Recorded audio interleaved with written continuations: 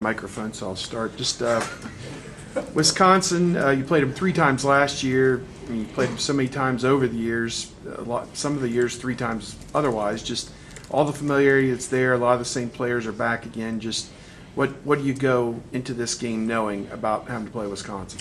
Well, they are who they are in terms of big guys that can shoot, big guys that can dribble a little bit. They got posts. They've got their shooters on the perimeter. Decker's obviously playing at a very, very high level this year, kind of taking over from where some of those guys were. Bohannon back in the lineup, from 2 years ago. But they're running their stuff. They're defending the way they defend, and I haven't seen what I would say, drastic changes in, they didn't do this, the last few years or whatever. It's very, very similar. There's a few alterations, but nothing too major. I remember before you guys played Purdue, the year after they lost Johnson and Moore, you said nobody knows how hard it is to replace NBA talent better than I do. I'm just wondering, with the losses of Jared and Deshaun in recent years, if maybe a stretch like this has just been kind of inevitable with the kind of landscape of college basketball. Yeah, I think so. I mean, you look at Kentucky last year. Right. I think from a standpoint of it's a lot easier said than done. I mean, the days of high school AAU basketball are over with, and the reality of hey, this is what it is now. It does make an impact. I think from the standpoint of what we've gone through. Yeah, it has been difficult, and so many times. And you try to say this to teams. I remember the year we lost David West. He was a National Player of the Year, and I had a group of guys that said, I got David. No, you don't have David. You have to be yourself, but you got to be better than, that sort of thing, and then you got to do it collectively.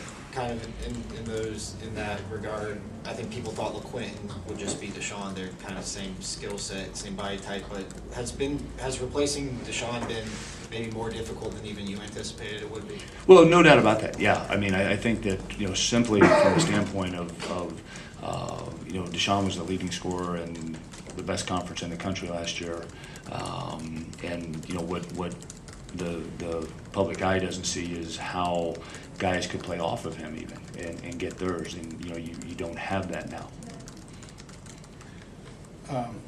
Shannon said the players sat down yesterday and had a meeting, and I asked him if, we've been asking him for a couple of weeks if they'd had a meeting, and they hadn't, and I wondered if you've been waiting for something like that where they try to, instead of just talking to each other, sit down, try to hash everything out and clear the air. Have you been waiting for that, and do you hope, or do you think it's going to solve anything?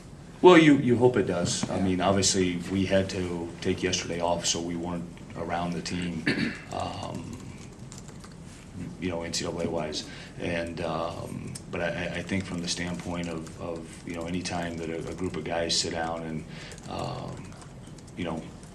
try to iron things out and basically take ownership in terms of if I'm going to say something, just like our staff meetings, if a guy says something, you better be willing to back it up, which I love that. You probably don't have any great memories of playing in Madison, but what is it specifically about playing that makes it so difficult to beat Wisconsin at home?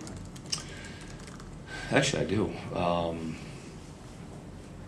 My first year as a head coach, I think they're number 7 in the country. We went in there and beat them. Yeah. I know it doesn't pertain to you guys, but you asked me personally. Yeah, we went in there 2 years ago. No, I just think and I've always said this about playing Wisconsin. Everybody says, why is it so hard to go in there and win? Because they're always really good. You know what I'm saying? And I think that's something that is possibly overlooked, but it's a great venue. It's a great environment, and I think it's a 11 o'clock tip their time tomorrow morning. Yeah, so that'll, for whatever it's worth. I mean, it's just you know what you're walking into when you walk in there. I think in the last 13 minutes of the game, from I think Trey scored with 8 minutes to go through the end of the overtime, you had 2 field goals, and just as you went back over it on the videotape, were you happy with looks? Did you feel you got pinned in too deep in the shot clock a few times? Some turnovers? What was the recurring theme, I guess, in that last 13 minutes that just you guys could not put the game away and get the field goals you needed to win it? Well, I thought we had a couple forced looks, but I thought we had pretty good shots at the basket. You know, we didn't do a couple things via shot fakes that we knew they would leave their feet. Mm-hmm. We had drilled that. You know, we missed some opportunity free throws to kind of seal the game. But, you know, the looks at the basket we got, I thought were pretty decent. It just as a follow-up, the possession where Quentin and Amir lost the ball, what were you hoping to accomplish there? Are those I mean, they're on the floor at that point for a reason, I presume. Just it looks like if he gets a proper dish to him, it's going to be a layup or a dunk or whatever. Just back Or through that. I mean, and the other thing is, I mean, if he gets the ball on the rim, it's a la Michigan State where Amir tipped in Aaron's miss on the dunk. But no, we had cleared the side, and the angle the guy took, we probably didn't make the right read in which way we needed to go, but we sort of drove it into traffic. I asked Shannon, but from the head coach perspective, how do you rate or how do you see the leadership from the players on this team? You know, I think we've got a great group of guys. I think, you know, from the standpoint of who they are as people, you know, the leadership, these guys, they want to win.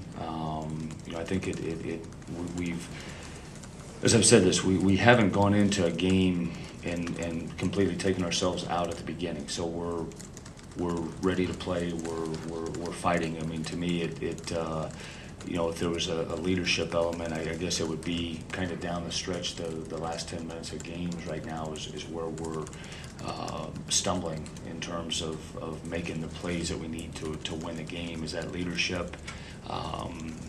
Yeah, I don't know. I think it's more of saying, hey, give me the ball. I'm gonna make the play. You mentioned before when you see the team out on the court at the beginning of the game, if they're not communicating, especially on the defensive end, you know their heads aren't in it. Have you seen that as an issue over this? You know, I haven't. You know, like I said, you know, we gave up. We made some mistakes early in the Penn State game, but I think from, you know, going back to the Illinois game, our defense was as good. I mean, the first bucket they hit, they gave him an and one. It wasn't an and one, but they gave him one, and it was, you know, a shot with 1 second on the shot clock. You know what I'm saying? So we're doing those things that we need to do to start the games. One of the things that Lenzel was mentioned the other night when he was ticking off what he didn't think this team had right now was camaraderie. And you always talk about you've got to play defense like your 5 guys connected, and your defense has been lacking in this stretch as much, if not more, than your offense. I wondered is that a result of guys not caring enough for one another to cover up for one another, or? Yeah, I don't think that would be it. I think it's probably more of just the concentration of, because when we do what we're supposed to do, what we're programmed to do, it's pretty effective. You know, we've hit that deal where teams have made some incredible plays against us. You know, the last shot that Newble hit the other night, I mean, Aaron was there and he kind of shot it from the side of his body and it goes in, nothing but net. You know, like at some point this has got to turn for us a little bit. But I don't think the connectedness. I think that these guys have a very strong appreciation for what we have to do on the defensive end of the floor, and it's every guy doing his job every possession. Right. And we also asked Shannon about this on Newble's other shot to tie the game. He sunk instead of being out on the shooter. He said that he was anticipating something else happening. Is that something he has a problem with that you've been trying to break him of, or was that just a brain cramp in the moment? Or? Yeah, you know, I don't know. You know, specifically the thing that we had drawn up that exact action. We had drawn up another action, said you're going to see one of the two actions. Whatever you do, don't give him a 3. You know what I'm saying? That's because I went in the timeout and I said, look, okay, here's the number one worst thing that could happen. Yeah, they're 3 We down. foul a three-point shooter and he makes it, and they make the free throw. The second thing is we give them a three-point shot. Give them a two. If they're inside the paint, just protect the three-point line, and we didn't do that. And L got clipped, you know, but So, I guess in trying to break down, when things aren't going right, and trying to figure out what it is that's going wrong, you talk about having a team meeting. Like, what part of this do you think could maybe be fixed by those guys having a meeting? Is it mental? Is it concentration? Is it camaraderie? And what part of it is, listening to a play out of a timeout and doing what you said?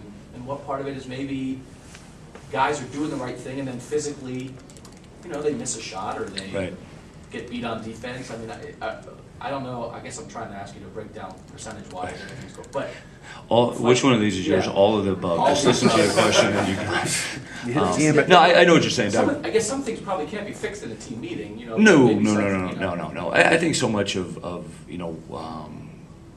just recreating a competitive spirit and saying, hey, here we go.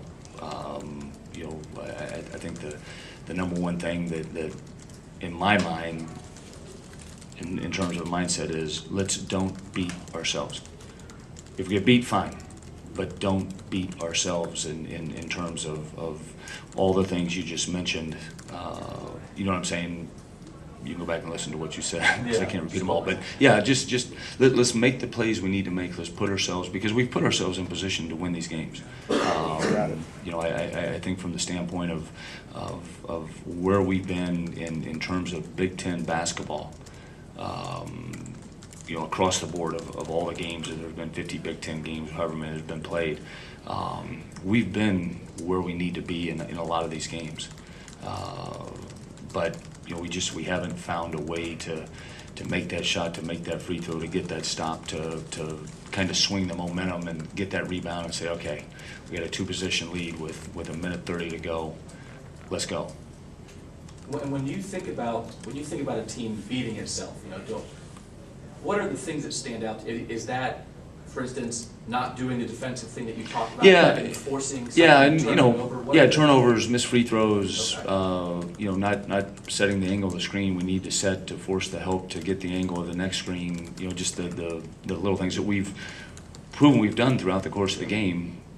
Now let's do them in crunch time or whatever it's called. So what's the category for, like you miss a breakaway dunk that could put you up 8? And they go down and hit a ball comes 3. back down, they hit a 3, and instead of 8, it's an 8-point lead, 3-point lead in 5 seconds. Is that? That's why they don't let coaches carry handguns on the sideline. Not for the player, but for himself. That's just the game being the game? Yeah, I mean, that's not for the player, but for himself at that point. No, I think, when things like that happen, it's obviously a major momentum swing. And hey, Amir misses one in the game the other night, but we were able to recover from it. When that happened, when Amir missed, I was just like, oh my. And but fortunately, we were able to recover from that one. We weren't as fortunate.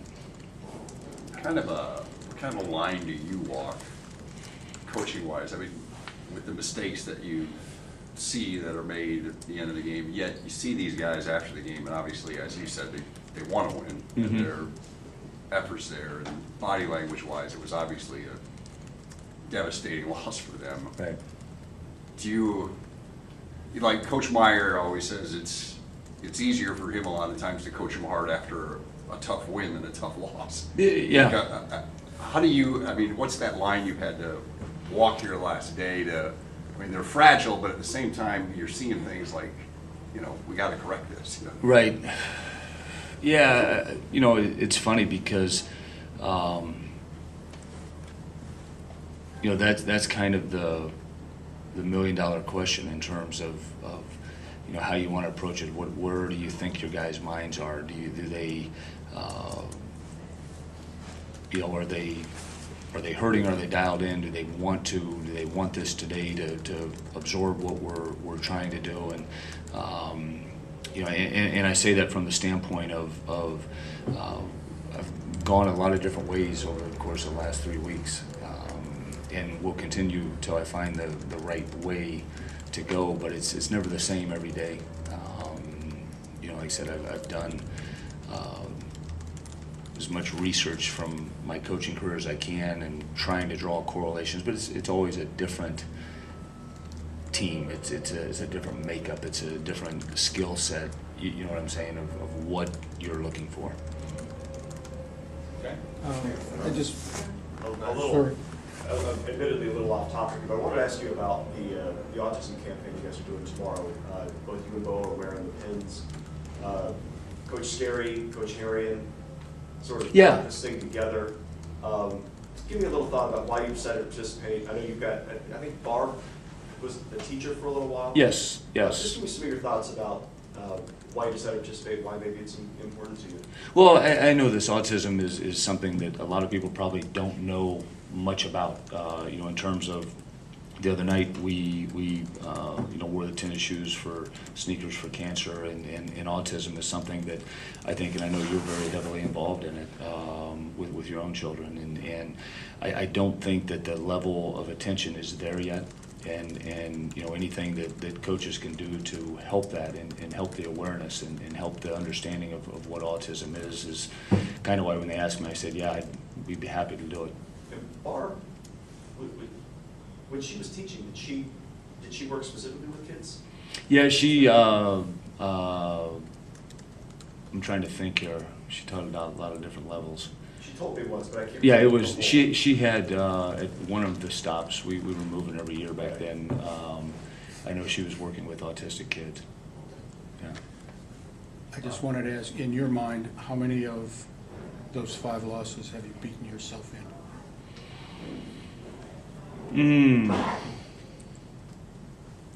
You know, I don't know this because I don't want to disrespect what the other teams I know, have done. that's what I figured. Yeah, and Give me a number instead of a name. 5, no. Total disrespect. Yeah, no, I don't know, Bob. I think that when I say, I gingerly say beat ourselves, I'm saying the plays that need to be made could be termed that way. Does the team make the same play in the first half? Yeah, we do.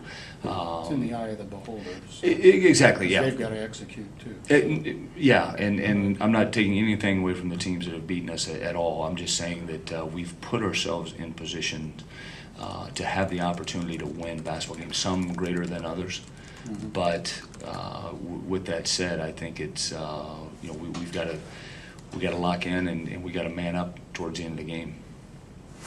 Is the team that you're seeing at practice the same team that you're seeing on game day?